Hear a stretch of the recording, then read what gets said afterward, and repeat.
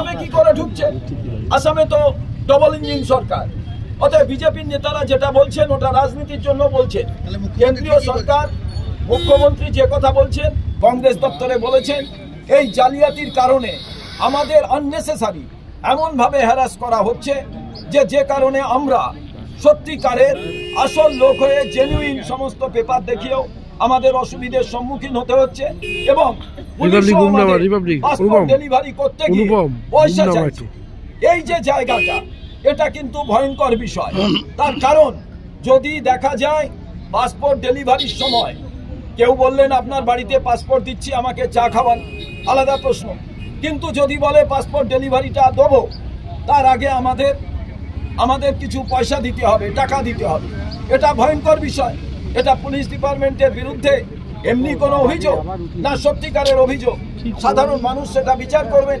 কিন্তু আমি বাংলার পুলিশ প্রশাসনের ওপর আমার আস্থা আছে, ভরসা আছে। কারণ আপনারা অশোক স্তম্ভ নিয়ে কাজ করেন, আপনাদের দিকে যে আঙুল উঠছে, এটা সরকার যেভাবে রাজ্য পরিচালনা করছে তার অঙ্গ হিসাবে আপনারা কাজ করেন। আপনাদের গায়ে সেই কালিটা লাগছে। আপনারাও বিচার করবেন যে সঠিকভাবে আপনারা যে কাজ করছেন সে কাজে কেন প্রশ্ন উঠছে। তাই আমার প্রশ্ন, কেন্দ্রীয় সরকারের এই যে পাসপোর্ট ডিপার্টমেন্ট, সেই ডিপার্টমেন্ট যদি ভালোভাবে না চলে, কালকে কেউ বলবে এখান থেকে পাসপোর্ট ডিপার্টমেন্ট তুলে নিয়ে চলে যাবে, এইরকম অসভ্যতামি শুরু হবে। বহু ডিপার্টমেন্ট নিয়ে হচ্ছে। আমরা চাই কেন্দ্রীয় সরকার রাজ্য সরকারের সহযোগিতায় একটাও যাতে জালি পাসপোর্ট তৈরি না হয়, দালাল চক্র যাতে না থাকে এবং মানুষের এই পাসপোর্ট পেতে কোনো অসুবিধে যাতে না হয়। জেনুইন যারা অ্যাপ্লিকেন্ট তাদের যাতে কোনোভাবে হ্যারাস করা না হয়, পুলিশ ভেরিফিকেশনে তাদেরও যাতে হ্যারাস করা না হয়। এই পুলিশ ভেরিফিকেশন নামে যে যা ঘটছে সেটাও কাম্য নয়। অতএব এইগুলো দাবি নিয়ে আমাদের আজকের এই বিক্ষোভ।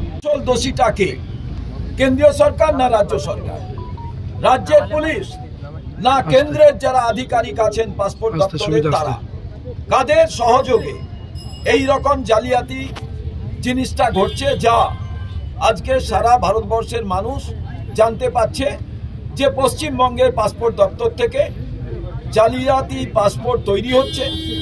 আধার কার্ড, প্যান কার্ড, বিভিন্ন আই কার্ডের মাধ্যমে এগুলো কিভাবে ঘটছে। আর এই জন্যই পশ্চিমবঙ্গের আগামী দিনে যারা শিল্পপতি তারা এখানটায় আসতে ভয় পাবেন, যে জঙ্গিদের আড্ডাখানা যদি হয়ে গিয়ে থাকে তাহলে তারা সেখানে ইনভেস্ট করতে ভয় পাবেন। তো সেই রকম জায়গায় কংগ্রেস এমন একটি রাজনৈতিক দল, যে রাজনৈতিক দলটি ভারতবর্ষের স্বাধীনতা দিয়েছিল। তারা মনে করে ভারতবর্ষের নাগরিক, তাদের সুরক্ষার বিষয়টি সব থেকে গুরুত্বপূর্ণ। আর এইখানেই আমরা আজকে পাসপোর্ট দপ্তরের আধিকারিকদের কাছে জানতে চাইছি যে কাদের গাফিলতি। আপনাদের গাফিলতি। আপনাদের কাছে যখন অনলাইনে অ্যাপ্লাই হয়, আপনাদের কাছে যারা অ্যাপ্লাই করেন তারা ভেরিফিকেশনটা কেমন ভাবে হয়? আপনারা ভেরিফিকেশন করেন, আমরাও পাসপোর্ট করেছি। তারপরে একটাই প্রশ্ন, কেন্দ্রীয় সরকার আর রাজ্য সরকারের আধিকারিকরা কি এমনি নাকে সর্ষে তেল দিয়ে ঘুমোচ্ছেন? তারা কি করছেন? আর সম্মানীয় বিচারপতিদেরও বলবো আমি, তাদের কাছে আবেদন থাকবে যে আপনারা সব কিছু দেখে আপনাদের যে আইনত ক্ষমতা, সেই আইনত ক্ষমতার বিষয়ে তারাও সরব হবেন, এটাও আশা রাখবেন। এভাবে এখান থেকে যে সমস্ত মানুষেরা ধরা পড়েছেন, এরা তো কেউ হচ্ছে মহাপুরুষ নন, এরা তো কেউ সাধারণ মানুষ নন। অতএব স্বাভাবিকভাবেই আইন শৃঙ্খলা রাজ্যের বিষয়। সাংবিধানিক পরিকাঠামোয় যুক্তরাষ্ট্রীয় আমাদের পরিকাঠামোর দিক থেকে আইন শৃঙ্খলার দায়িত্ব রাজ্যের। তো আইন শৃঙ্খলার বিষয় রাজ্য যদি না দেখে তাহলে দেখবে এটা কি? এটা তো রাজ্যের দায়িত্ব।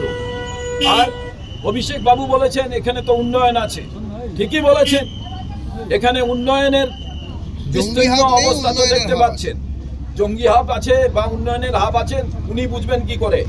পেছনে 10 জন পুলিশ, সামনে 10 জন পুলিশ নিয়ে ঘোরেন। আর এখানকার সাধারণ মানুষ যখন অত্যাচারের শিকার হয়, এখানে যখন বোম ব্লাস্ট হয়, তার উত্তর তো ওনাকে দেওয়া প্রয়োজন। দেখুন, আমি মনে করি রাজ্যের বদনাম করার বিষয় নয়, রাজ্যকে যাতে সুরক্ষিত রাখা যায় এটা সরকারের দায়িত্ব। সেই দায়িত্ব সরকার পালন করতে পারছেন না। দেখুন, কেন্দ্রীয় সরকারের এখানের বিজেপি নেতারা প্রত্যেকদিন বলছে বাইরের থেকে লোক ঢুকে যাচ্ছে, তো তাদের দায়িত্ব নেই। অমিত শাহ ডিপার্টমেন্ট কি করছে, প্রতিরক্ষা দপ্তর কি করছে, স্বরাষ্ট্র দপ্তর কি করছে, মিনিস্ট্রি কি করছে? অতএব কেন্দ্রীয় সরকার তার দায়ভার এড়াতে পারে না। কেন কাঁটাতারের বেড়া দেওয়া হয়নি? কেন বিস্তীর্ণ অঞ্চল, পশ্চিমবঙ্গের সঙ্গে বাংলাদেশের অঞ্চল প্রায় 2000 কিলোমিটারের ওপরে, তো সেটা তাদের দেখার দায়িত্ব নয়?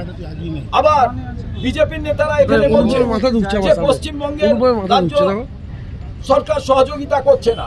আচ্ছা, আসামে কি করে ঢুকছে? আসামে তো ডবল ইঞ্জিন সরকার। অতএব বিজেপির নেতারা যেটা বলছেন ওটা রাজনীতির জন্য বলছেন। কেন্দ্রীয় সরকার, মুখ্যমন্ত্রী যে কথা বলছেন, মুখ্যমন্ত্রীর বিরুদ্ধে যে অভিযোগ উঠছে, উনি জমির সমস্যার সমাধান করছেন না, উনি সেটাই বলুন যে না উনি জমি দিতে চান। কিন্তু কেন্দ্রীয় সরকাররা, তাদের যে আধিকারিকরা আছেন, তারা ওনার কাছ থেকে জমি নিয়ে কাঁটাতারের বেড়া দিতে পারেন। রাজ্য সরকার পূর্ণ মাত্রায় দায়ী। স্কুল বেআইনি ভাবে চলছে না, এটা দেখার দায়িত্ব তো রাজ্য সরকারের। তাদের শিক্ষা সংখ্যালঘু সম্প্রদায়ের যিনি মন্ত্রী আছেন তারও দেখার দরকার, কারণ তাদের ছেলেমেয়েরা কোনো খারাপ জায়গায় গিয়ে পড়ুক, নিশ্চয়ই কোনো মুসলমান সম্প্রদায়ের যারা মানুষ আছেন তারা চাইবেন না তাদের ছেলেমেয়েরা ভালো জায়গায় পড়ুক, তারা সেটাই চাইবেন।